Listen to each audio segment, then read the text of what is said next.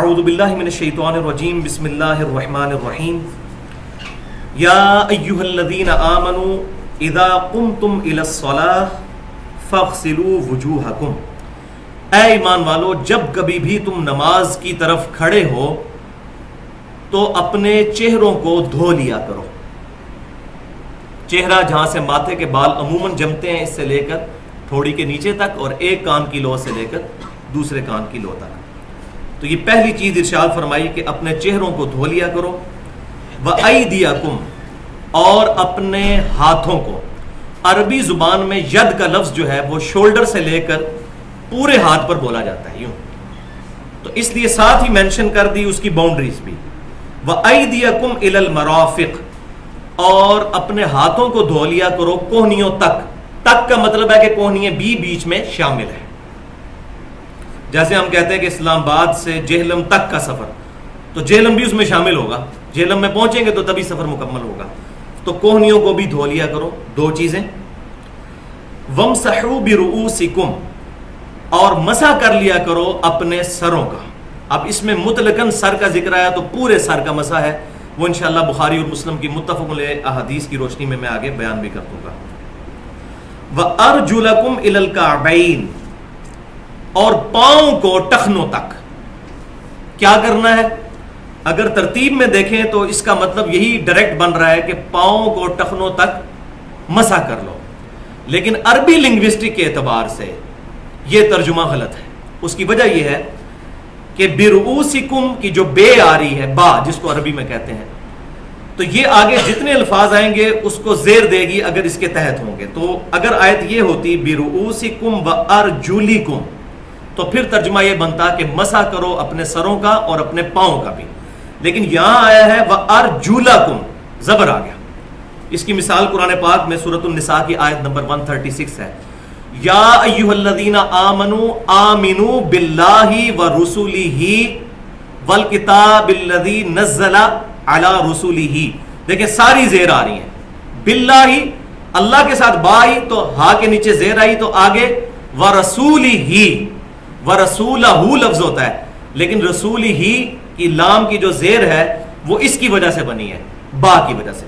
لیکن یہاں کیا ہے؟ برؤوسکم وارجلکم، جس طرح پیچھے آیا تھا وایدیکم الی المرافق، تو یہاں آیا وارجلکم الی الکعبین، اور پاؤں کو دھو لیا کرو ٹخنوں تک، اور ٹخنے بھی اس میں شامل ہیں۔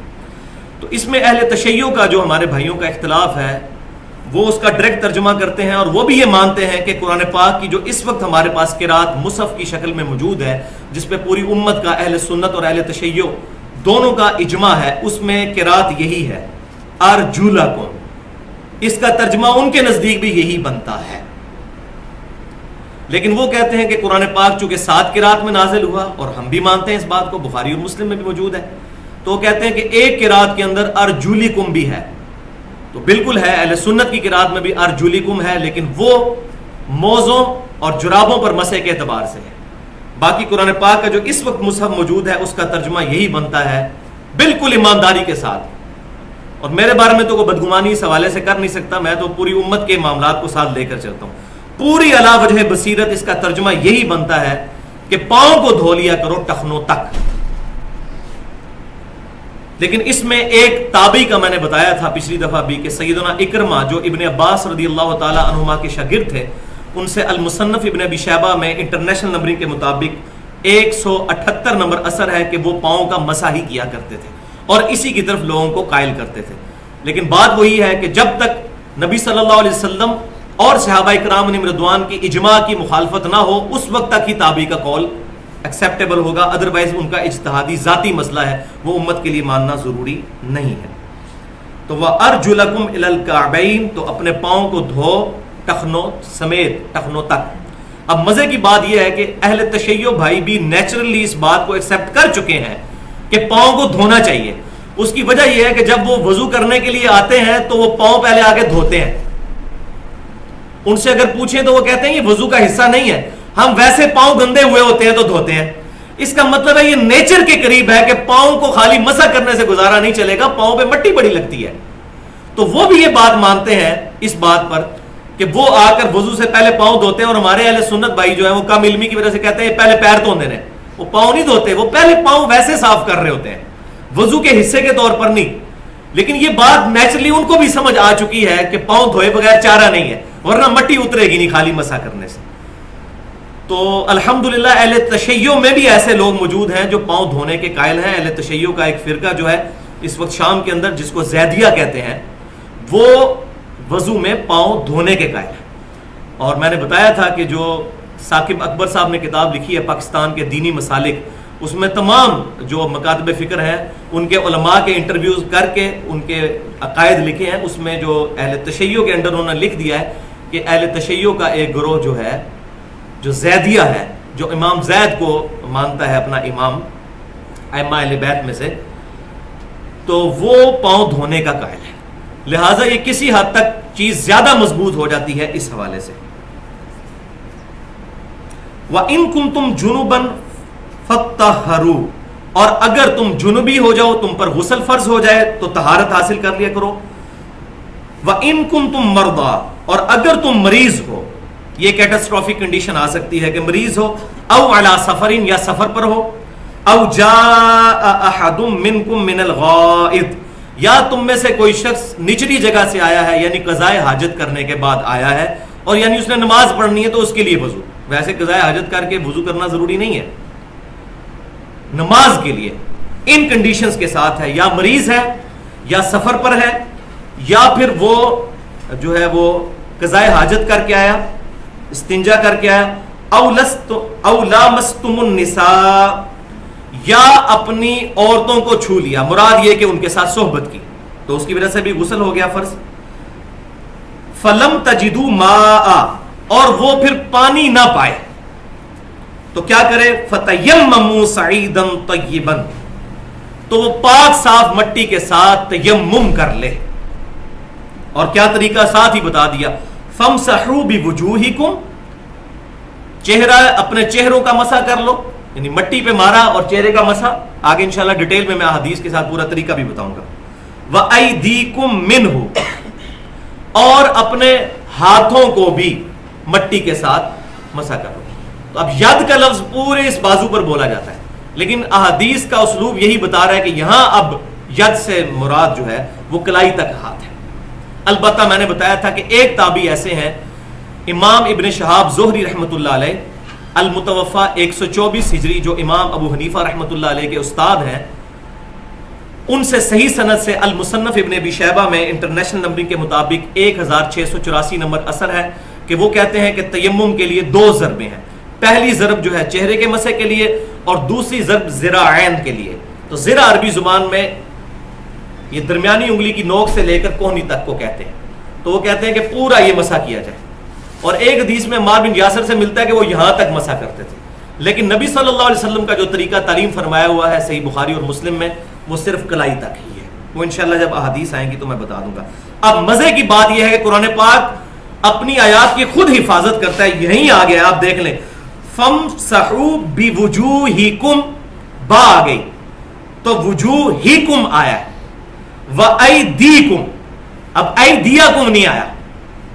تو یہ دیکھیں کہ ساتھ ہی یہ زیر اس کو بھی مل گئی. تو یہ بات اس چیز کا ثبوت ہے جو میں نے بتایا تھا کہ ارجلکم ہونا چاہیے تھا، ارجلکم نہیں. تو یہ اگلی ہی اس کے ساتھ والے پورشن میں بِوُجُوهِكُمْ وَأَيْدِيكُمْ، ایدیکم نہیں آیا جس طرح اوپر آیا تھا وَأَيْدِيَكُمْ إِلَى الْمَرَافِقِ. تو با زیر دیتی ہے. یہاں ایک اور مثال بھی مل گئی، منہ، اس مٹی کے ذریعے تم یہ کام کر لو. ما یرید اللہ لیجعل علیکم من حرج، اللہ تعالیٰ نہیں چاہتا تمہارے لیے کوئی حرج، کوئی تنگی نہیں چاہتا تمہارے لیے، تمہیں آسانی دی ہے. معاذ اللہ، اللہ تعالیٰ کسی کو شریعت کی پابندیوں میں جکڑ کر خوشی محسوس نہیں کرتا کہ لبو ان پانی جتوں مرضی. نہیں، پانی نہیں ملا تو تیمم کر لو. وضو کے لیے بھی وہی تیمم کا طریقہ، غسل کے بھی وہی تیمم کا طریقہ. وَلَٰكِن يُرِيدُ، بلکہ اللہ تعالیٰ تو چاہتا ہے، لِيُطَهِّرَكُمْ، کہ وہ تمہیں پاک صاف کر دے، وَلِيُتِمَّ نِعْمَتَهُ، اور تم پر نعمت تمام کر دے، عَلَيْكُمْ، تم پر اپنی نعمت کو تمام کر دے، لَعَلَّكُمْ تَشْكُرُونَ، تاکہ تم اس کا شکر ادا کرو. تو یہ الحمدللہ سورۃ المائدہ کی آیت نمبر 6 کے اندر 3 بڑے بڑے احکام کا ذکر آیا، وضو کا، غسل کا اور تیمم کا، اور ساتھ استنجے کا بھی ذکر آ گیا۔ بسم اللہ والصلاة والسلام علی رسول اللہ وآلہ وموالا۔ السلام علیکم ورحمۃ اللہ وبرکاتہ۔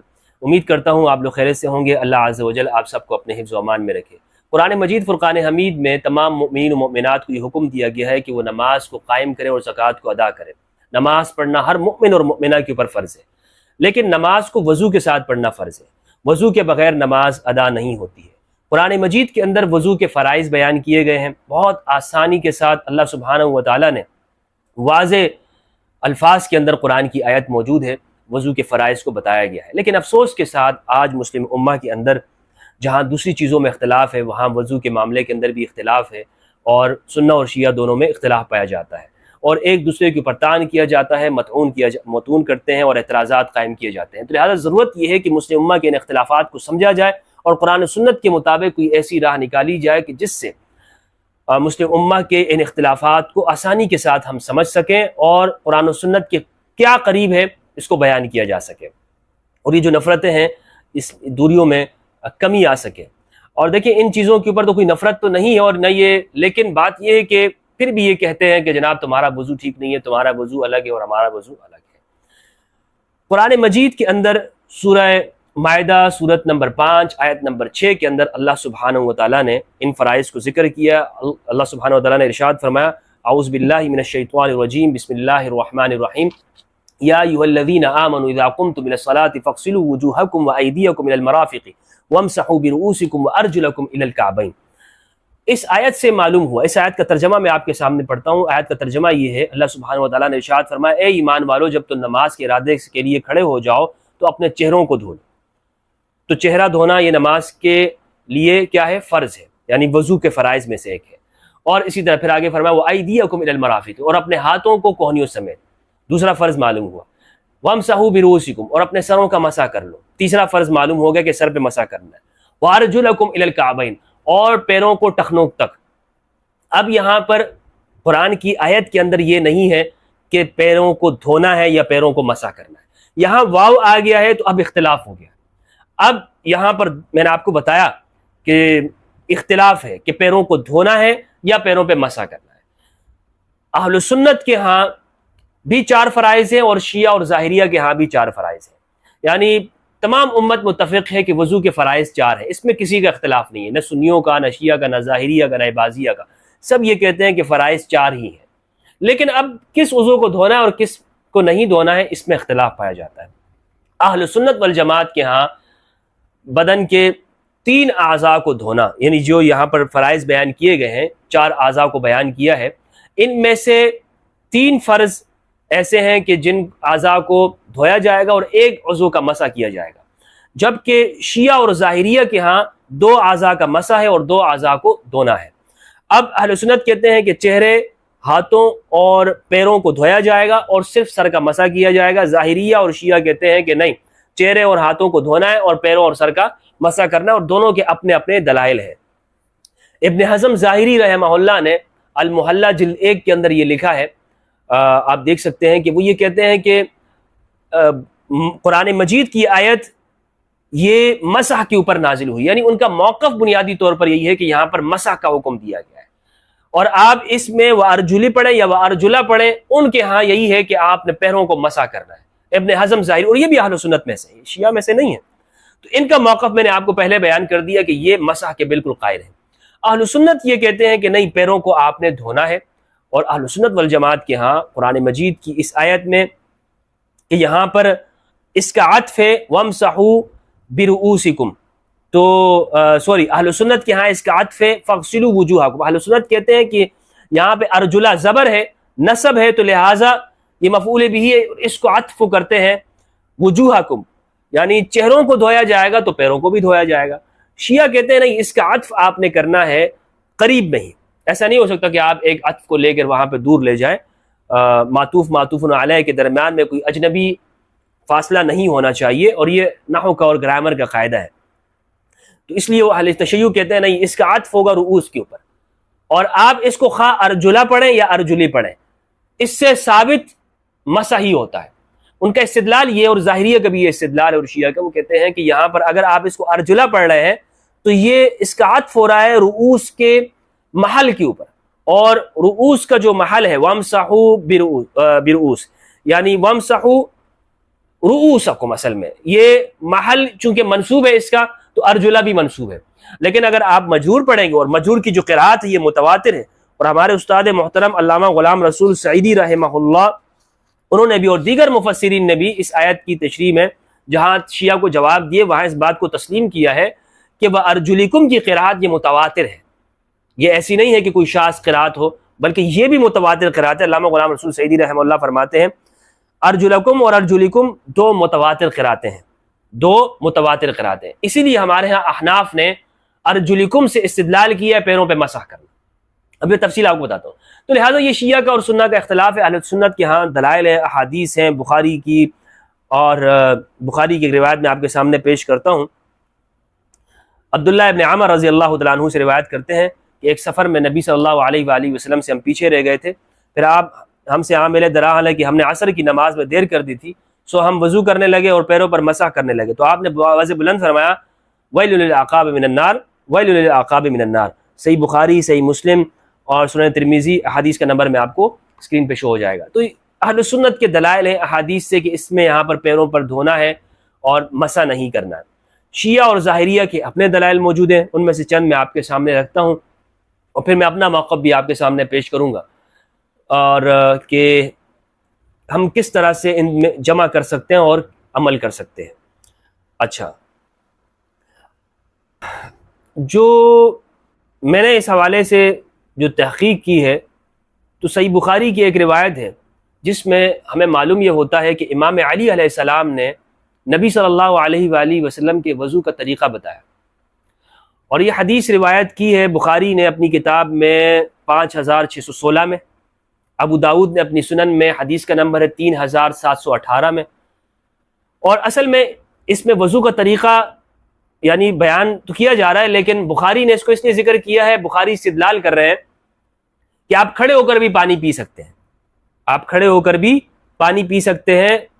بخاری کتاب الاشربہ باب الشرب قائما، کہ کھڑے ہو کر پانی پینا جائز ہے، اور نبی صلی اللہ علیہ وآلہ وسلم نے پیا ہے اور امام علی علیہ السلام نے بتایا۔ لیکن اس سے ایک اور مسئلہ بھی معلوم ہوا کہ امام علی علیہ السلام نے وضو کا طریقہ بھی سکھایا کہ نبی صلی اللہ علیہ وآلہ وسلم کا وضو کا طریقہ کیا تھا۔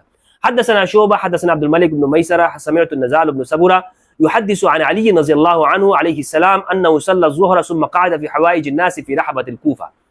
مختصر ترجمہ، امام علی علیہ السلام کے بارے میں نزال بن سبورہ کہتے ہیں کہ آپ ایک مرتبہ مسجد کوفہ کے اندر تشریف فرما ہوئے، اور آپ نے رحبہ ظہر کی نماز پڑھی، اور پھر لوگوں کی حاجات کے اندر پورا کرنے میں آپ مصروف ہو گئے، اور کوفہ کے اندر اس مجلس میں، رحبہ کہتے ہیں مجلس میں، کہ جہاں پر آپ تشریف فرما تھے امام علی علیہ السلام مسجد میں نماز پڑھی، تو اسی جگہ کو رحبہ یعنی اس محل میں، اس صحن میں، اس جگہ کے اوپر آپ نے گفتگو فرمائی اور لوگوں کے ساتھ علمی مذاکرہ شروع ہو گیا، حتی حضرت صلاۃ العصر، یہاں تک کہ عصر کی نماز کا وقت آ پہنچا۔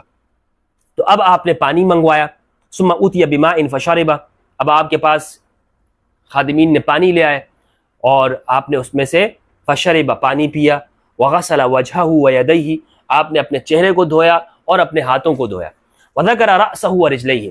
اب یہاں پر راوی کہتا ہے نزال بن سبرہ کہ اس کے بعد راوی نے آپ کے سر کا بیان کیا کہ آپ نے سر کے ساتھ کیا کیا اور پیروں کے ساتھ کیا کیا۔ یہاں پہ راوی نے یہ نہیں کہا ہے وَمَسَحَ رَأْسَهُ یا وَغَسَلَ رَأْسَهُ وَرِجْلَيْهِ کہ سر کو دھویا یا سر کا مسح کیا یا پیروں کو دھویا یا پیر کا مسح کیا، کوئی اس طرح موجود نہیں ہے، بلکہ ذکر رأسه ورجليه۔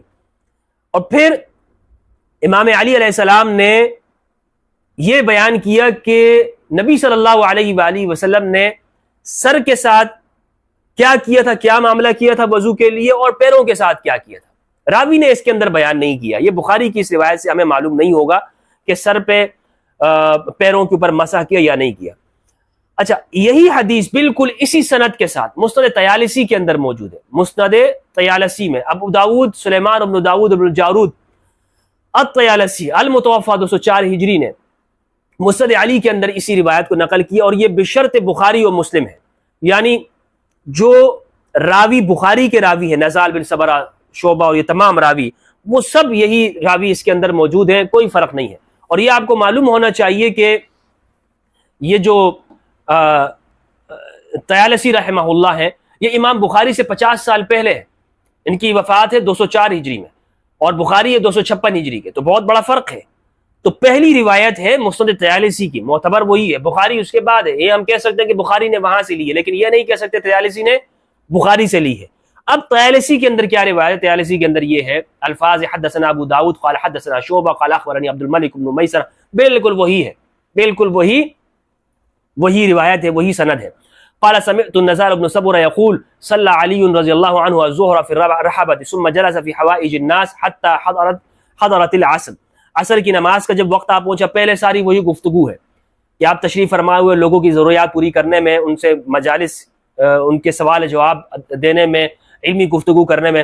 ثم اوتي بكوز من ماء فصب منه كفا فغسل وجهه ويديه، پھر آپ کے پاس پانی کا برتن لایا گیا، آپ نے اس میں سے اپنے کف کے اوپر پانی ڈالا اور اس سے اپنے چہرے کو دھویا، ويديه اور ہاتھوں کو دھویا، ومسح على رأسه ورجليه اور اپنے سر کا مسح کیا اور اپنے پیروں کا مسح کیا، اور اپنے سر کا مسح کیا اور پیر کا مسح کیا۔ پھر آپ نے فرمایا ثم قام فشرب فضل الماء، پھر آپ کھڑے ہوئے اور آپ نے جو بچا ہوا پانی تھا وہ کھڑے ہو کر ہی پیا، اور آپ نے فرمایا کہ لوگ بچے ہوئے پانی کو کھڑے ہو کر پینے کو نامناسب سمجھتے ہیں، کراہت سمجھتے ہیں کہ بچے ہوئے پانی کو پیا جائے اور کھڑے ہو کے پیا جائے۔ تو امام علی علیہ السلام نے فرمایا کہ دیکھو میں اس بچے ہوئے پانی کو کھڑے ہو کر پی رہا ہوں، اور میں نے اس طرح نبی صلی اللہ علیہ وآلہ وسلم کو کرتے ہوئے دیکھا ہے، اور یہ وہ وضو ہے کہ جو وَهَذَا وُضُوءُ مَن لَّمْ يُحْدِث، اور یہ وہ وضو ہے کہ جو بے وضو نہ ہو، یعنی اس شخص کا وضو ہے کہ جو وضو کی حالت میں نہ ہو۔ اس حدیث میں مسند طیالسی کی اس حدیث میں جو محقق ہے محمد بن عبد المحسن الترکی، اس نے حاشیے میں لکھا ہے حدیث صحیح اخرجہ احمد، اور پھر آگے احمد بن حنبل، نسائی، ان سب کے نمبر بتائے ہیں کہ انہوں نے کہاں کہاں پر اس حدیث کو روایت کیا۔ بہرحال یہ حدیث صحیح ہے، یہ حدیث کیا ہے؟ صحیح ہے۔ تو اس میں امام علی علیہ السلام نے یہ بتایا، اور یہ بخاری کی روایت بھی موجود ہے، بخاری میں تصریح نہیں ہے راوی کی جانب سے، راوی نے وہاں پر بیان نہیں کیا، آگے پورا واقعہ اس نے بیان نہیں کیا، بلکہ اس نے مختصر بیان کر دیا۔ مختصر اس لیے بیان کیا، یا ممکن ہے کہ بخاری نے یہاں پر اس کے اندر قطع و برد کر دیا ہو، کیونکہ بخاری رحمہ اللہ کی اکثر یہ عادت ہے کہ بخاری حدیث کو پورا ذکر نہیں کرتے، صرف ایک عنوان لے کر آتے ہیں، اور اس عنوان کے ساتھ جو مطابقت ہوتی ہے اسی حصے کو ذکر کرتے ہیں، اور پورے حصے کو اس میں تبدیلی کر دیتے ہیں۔ یہ امام بخاری کا ایک طریقہ ہے کہ وہ اپنے باب وہ کہتے ہیں کہ جو ٹائٹل ہے نا، جو عنوان ہے، اس مطابق جو الفاظ تھے اس کو بیان کر دیا، اور وہ نیچے باقی انہوں نے مختصر کر دی۔ اور یہ کئی جگہوں پر بخاری رحمہ اللہ نے کی، کئی جگہوں پر بخاری سے ثابت ہے، یہ ایک جگہ پر نہیں ہے، یہ آپ جگہ جگہ پر آپ دیکھیں گے کہ امام بخاری وہ ایک ہی حدیث کو ایک جگہ پر نقل کرتے ہیں، وہاں پر الفاظ کچھ ہوتے ہیں، اور ایک ہی جگہ پر دوسری جگہ پر نقل کرتے ہیں، الفاظ کچھ ہوتے ہیں، کیونکہ وہاں ٹائٹل کچھ اور ہے اور یہاں ٹائٹل کچھ اور ہے۔ تو اصل میں مطابقت الباب کے لیے وہ حدیث کو مختصر کر دیتے ہیں، یہ امام بخاری کا اس کو بہت بڑا تفقع گردانا گیا ہے۔ تو بہرحال یہاں پر جو بخاری رحمہ اللہ کی حدیث ہے 5616،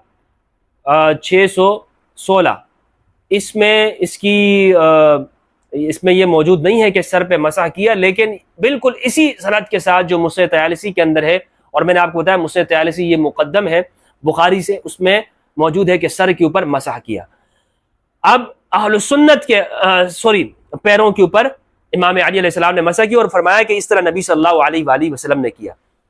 یہ میں آپ کو بتاتا چلوں کہ اہل سنت والجماعت بھی پیروں پر مسح کرنے کے قائل ہیں، لیکن اہل سنت کہتے ہیں کہ جب پیروں پر موزے ہوں تو آپ مسح کر سکتے ہیں، بلکہ مسافر 3 دن تک مسح کر سکتا ہے۔ تو مسح سے کوئی منکر نہیں ہے، لیکن نماز کے لیے ایک مقیم شخص ہے تو اس کے لیے اس کے اندر اختلاف ہے۔ اہل سنت کہتے ہیں نہیں پیروں کو دھوئے گا، شیعہ کہتے ہیں نہیں، یہاں پر اصلاً پیروں کو دھونا نہیں ہے بلکہ مسح کرنا ہے، اور اہل سنت کہتے ہیں اصلاً آپ نے پیروں کو پر مسح کرنا ہے۔ اب درست بات کیا ہوئی؟ میں نے آپ کو بتایا کہ اہل سنت بھی مسح کے منکر نہیں ہے، وہ کہتے ہیں کہ ایک بندہ اگر پیروں پہ موزے پہنے ہوئے ہیں تو وہ پیروں پہ مسح کر سکتا ہے، اور وہ استدلال کرتے ہیں یہاں پر وَامْسَحُوا بِرُؤُوسِكُمْ وَأَرْجُلِكُمْ کی قرات سے کہ وَأَرْجُلِكُمْ جو جر کے ساتھ ہے، خفض کے ساتھ، اس قرات سے استدلال کرتے ہیں اہل سنت کی یہاں پر ہم جواز نکالتے ہیں پیروں پر مسح کرنے کا۔ اب روایات دونوں طرح سے ہیں، ایسی روایات بھی موجود ہیں کہ جس میں پیروں پہ نبی صلی اللہ علیہ وآلہ وسلم یعنی صحابہ کرام روایت کرتے ہیں کہ نبی کریم صلی اللہ علیہ وآلہ وسلم نے پیروں کو دھویا ہے اور حکم دیا۔ میں نے آپ کو بخاری کی حدیث بتائی، عبداللہ ابن عمر بن عاص کی روایت ہے، اور ابو ہریرہ کی روایت، دیگر روایت ہیں، اور امام علی علیہ السلام کی روایت ہے۔ لیکن امام علی علیہ السلام کی روایت اس طرح سے بھی ہے ابن ماجہ میں کہ آپ نے پیروں کو دھویا بھی ہے۔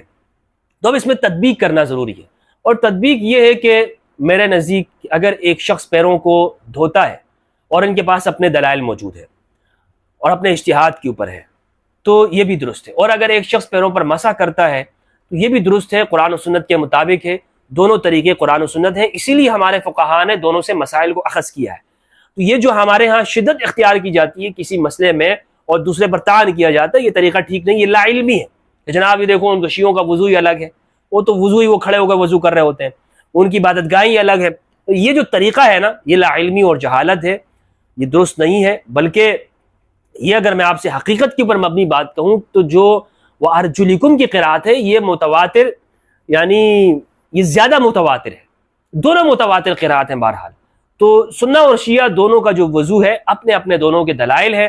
امام علی علیہ السلام کا جو وضو مسند طیالسی کی روایت سے معلوم ہوا اس میں یہی ہے کہ آپ نے اپنے پیروں کے اوپر مسح کیا ہے۔ تو جو لوگ پیروں پہ مسح کرتے ہیں ان کے پاس بھی دلائل ہیں، اور جو پیروں پر وضو کرتے ہیں دونوں کے اوپر کے پاس دلائل ہیں۔ اللہ سبحانہ و تعالیٰ سے دعا ہے کہ پروردگار ہم سب کو قرآن مجید میں تدبر کرنے اور اہل بیت علیہ السلام کی معرفت عطا فرمائے، اور امت مسلمہ کے اندر فرقہ واریت کا خاتمہ فرمائے۔ السلام علیکم ورحمۃ اللہ وبرکاتہ۔